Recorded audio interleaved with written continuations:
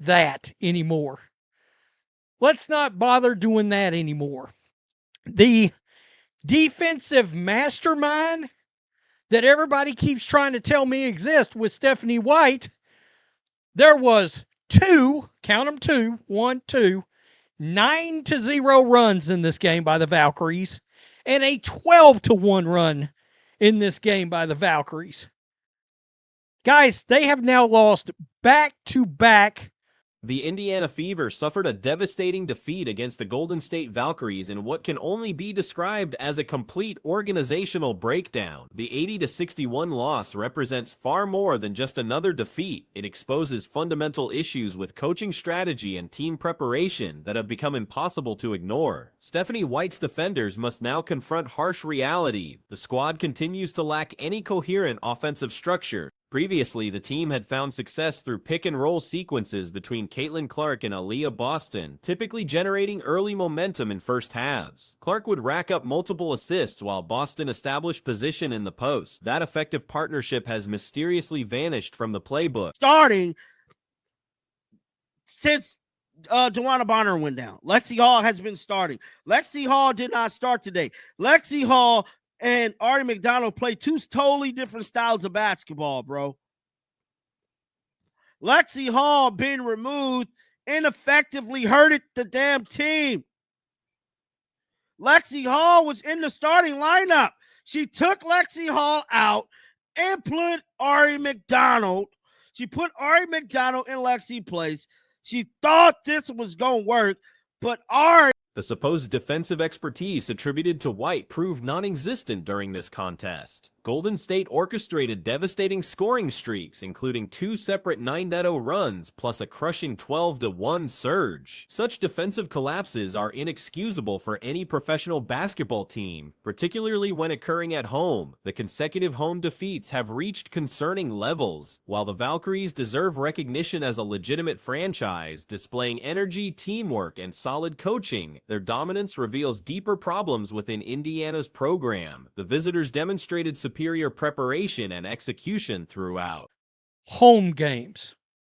And you know what? The Valkyries are a legit team. They are. They hustle. They truly play as an actual team. I'm going to tell you, they're a well-coached team too, by the way. And, you know, we think this game was bad. And look, now you're seeing this. I know one coach who wouldn't let this happen. Look, at least Christy Sides would attempt to everything if she... This performance pales in comparison to previous coaching approaches. Former coach Christy Sides, despite her limitations, would have maximized Clark's offensive opportunities through consistent ball movement and shooting attempts. The current system appears to stifle the team's primary playmaker. The final 2 minutes painted a disturbing picture. Both Clark and Lexi Hull appeared completely demoralized, their competitive spirit seemingly crushed by the overwhelming deficit. The 19-point margin understates the actual gap between these franchises. Ari is ball dominant as well. So Ari McDonald should have been still coming off the damn bench like she been doing. I like Ari McDonald, but she's not no damn starter. We didn't say she was good enough to be a starter. We love Ari, but she's not a damn starter. Ari McDonald should have been on the bench like she... Indiana's shooting struggles reached catastrophic levels at 31% from the field. Golden State's Kayla Thornton managed 18 points despite her own poor shooting performance, 4-15. Had she found her rhythm, the margin could have stretched to 25 or 30 points, making this embarrassment even more severe. Clark's statistical line of 6 assists and 5 rebounds came primarily during the opening quarter. The coaching staff deployed bizarre lineups throughout, including positioning Clark at small forward while Lexi McDonald handled point guard duties. This decision makes little sense given Clark's recent injury recovery and natural position requirements. He would have lived and died through Caitlin Clark shooting the ball and distributing the ball. And I mean, this is wild, folks. This is wild, and it's not good. This was a scene with 2 minutes left. Look at that. It's like they have stepped in and they have snatched out Caitlin Clark, hell, and Lexi Hall's soul.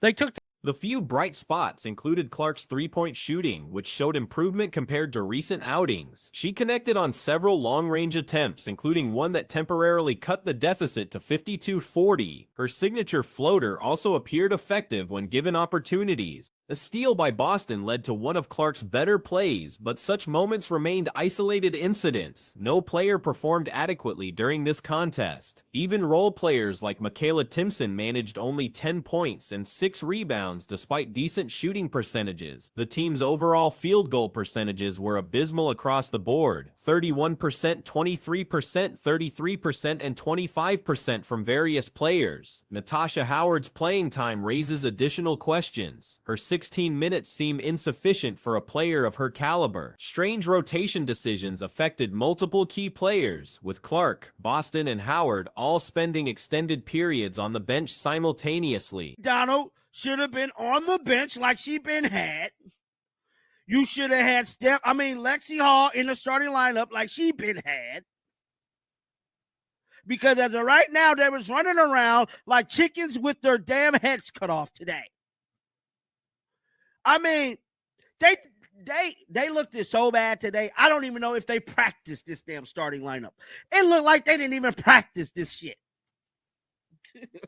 I ain't gonna lie.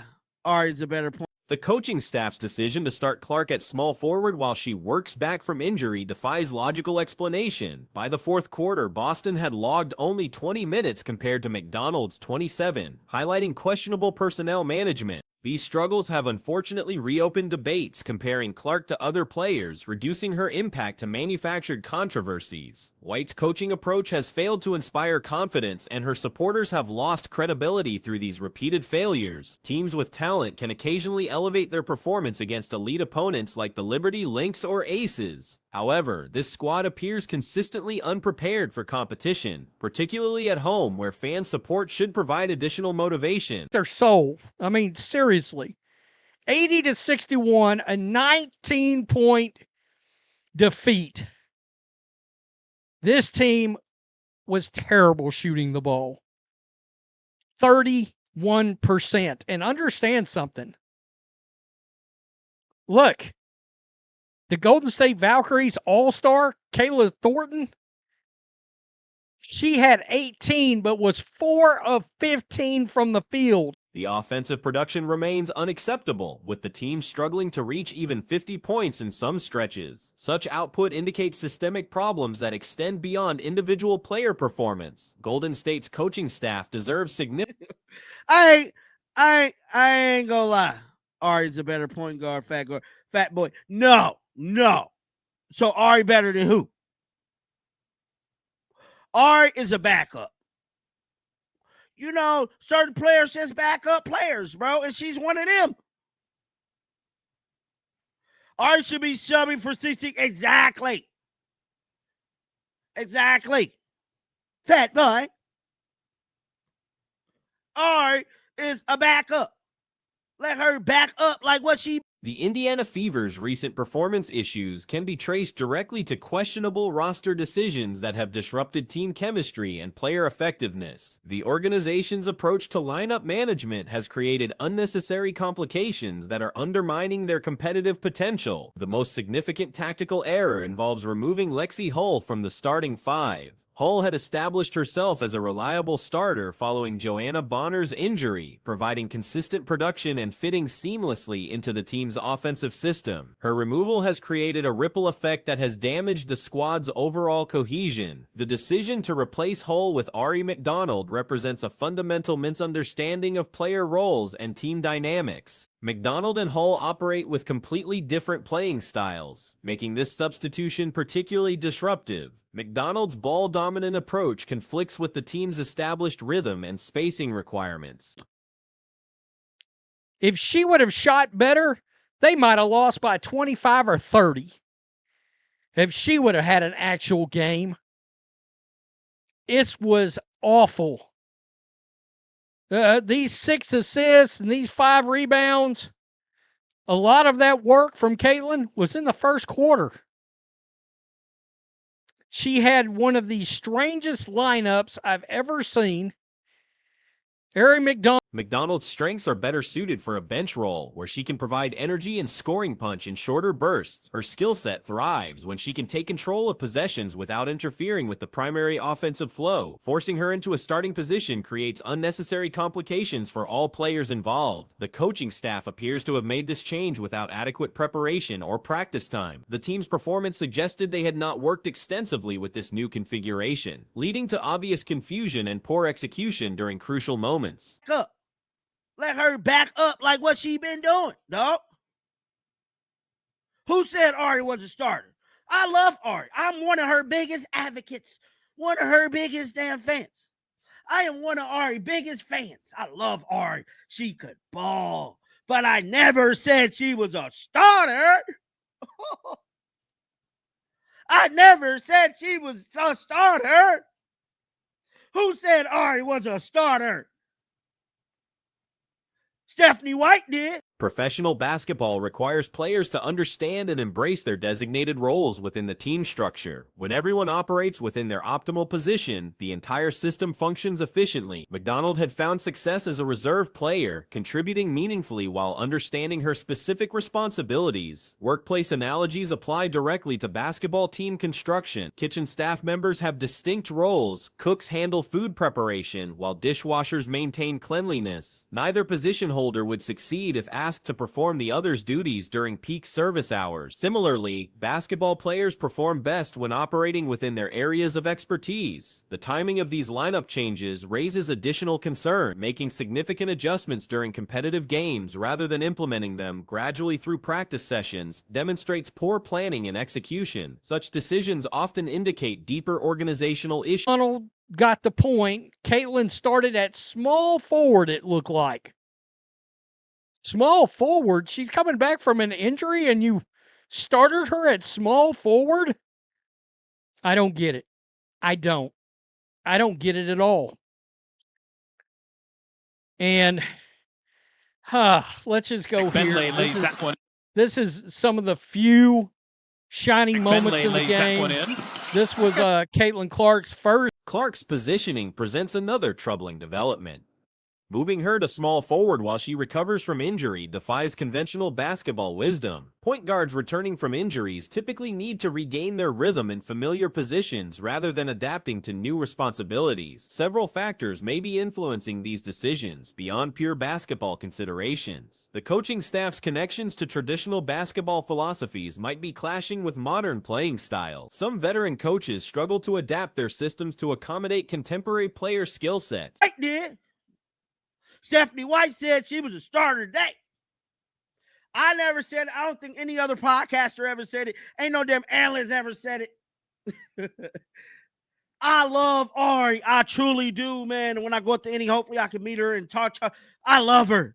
But you got to know your role. See, everybody go to work every day and you know your job. You're okay. If you're a cook, you're not finna go do what the fucking dishwasher's doing. You're not. The organization's relationship with media entities could also be affecting decision-making processes. External pressures and opinions sometimes influence coaching choices in ways that don't serve the team's best interests on the court. Clark's dynamic playing style and fan engagement approach represents a departure from traditional women's basketball culture. Her celebrations, crowd interactions, and overall energy level have generated mixed reactions from basketball purists who prefer more conservative approaches. This generational divide between old-school coaching philosophies and modern player development creates tension that affects team performance. Veteran coaches sometimes resist embracing new methodologies that could maximize their players' potential. 3 back. I will say this, at times, at least it looked like the 3 ball was working a little better for Caitlin. She hit this really long one right here. Later in the game, this was while the game was still and Thornton hits a 3. Kind of within reach. Right here, she's going to pull up Clark from a hell of a long way off, knocks that down. It was 52-40. The fan base clearly recognizes these issues and expects organizational accountability. Professional sports teams must respond to supporter concerns, particularly when those concerns align with obvious performance problems visible during games. Future coaching decisions will likely need to address dishwasher's doing. You're not finna go wash dishes when you're a cook. And a dishwasher ain't finna cook when he a dishwasher. Everybody know their role. But when everybody know their role, everything runs fluid. Everything runs great. Ari McDonald knew her role as a backup. She was a backup. She did better as a backup.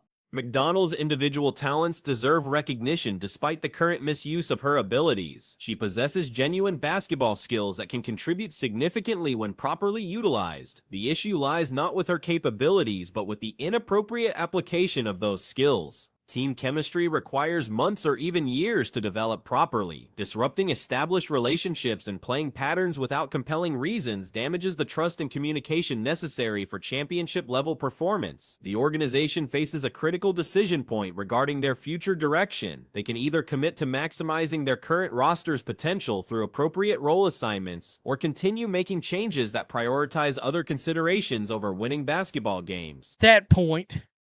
And then, of course, one of my favorite moves of Caitlin right here is this floater that she has developed. Leah Boston with the steal on the pass and got away, and then that little floater. It's a hell of a nice play from Caitlin Clark.